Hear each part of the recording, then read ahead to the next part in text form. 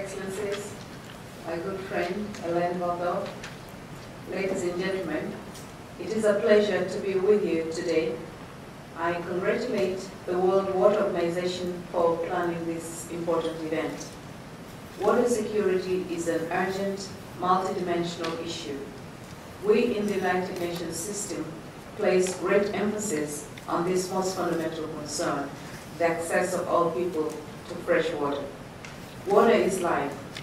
It is a critical natural resource without which humankind cannot survive.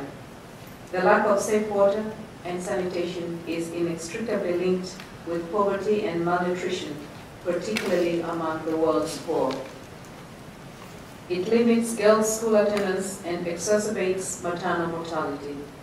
Yet today, about 900 million people still rely on unimproved drinking water supplies, and 2.5 billion people remain without improved sanitation facilities.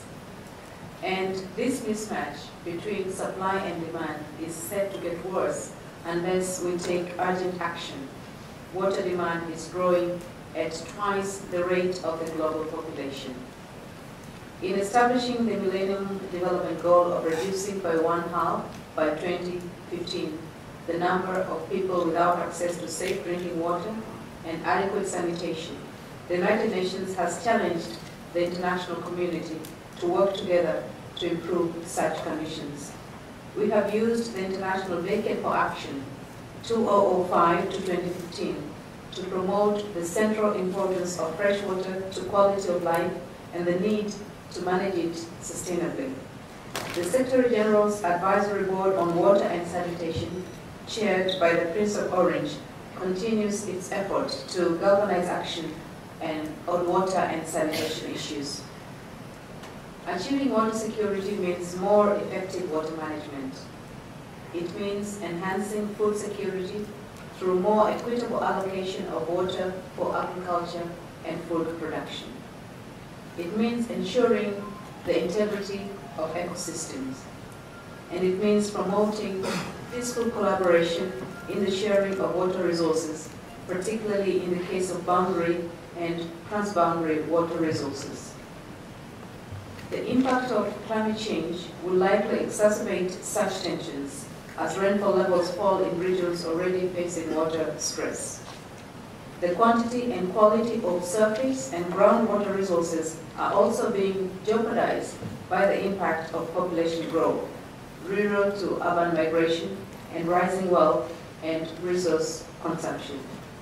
If present trends continue, 1.8 billion people will be living in countries or regions with water scarcity by 2025, and 2/3 of the world population could be subject to water stress.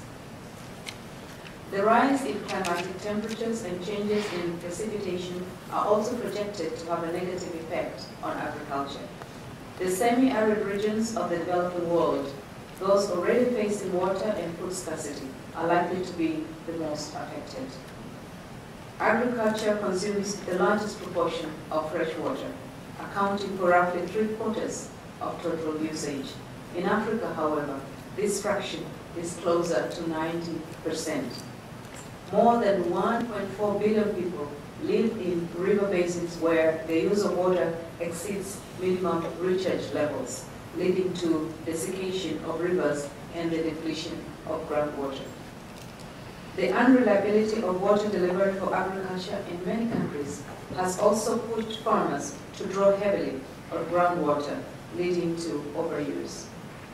Groundwater depletion has thus become a serious threat to agriculture systems, food security, and livelihoods, particularly across Asia and the Middle East. Your focus this week on emergency planning, crisis management, and post-disaster recovery gives much-needed attention to one particular dimension of the water security challenge. Your agenda is acknowledgement that there is need to strengthen water governance. Indeed, water infrastructure is a tempting symbolic and political target for terrorism and sabotage. Your talks on the possible establishment of a global water security alliance to support countries facing the water crisis, whether natural or man-made, is thus a most commendable initiative.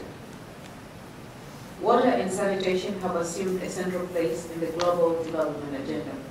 The international community has been mobilized and energized and is contributing greater knowledge, expertise, resources, and innovative technology in the search for solutions.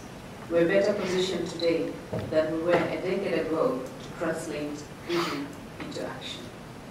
The United Nations welcomes the active involvement of civil society in meeting the water challenge. Community groups, the private sector, academia, and others bring different, valuable perspectives to our efforts and significantly enrich the development process. Excellencies, ladies and gentlemen, dear friends, we have our work covered for us. We need more investment in infrastructure and strengthened national legislation. We need to build institutional capacity for the local level upwards and increase popular participation, particularly of women, in designing water and sanitation systems. Most of all, we need concerted global action. Each of you has a role to play. I thank you for your engagement and commitment. I urge you to make the most of this symposium, which is a timely opportunity to exchange ideas and forge the new partnerships we will need to meet the water challenge. I wish you success in your discussions this week, and I thank you very much for your kind attention.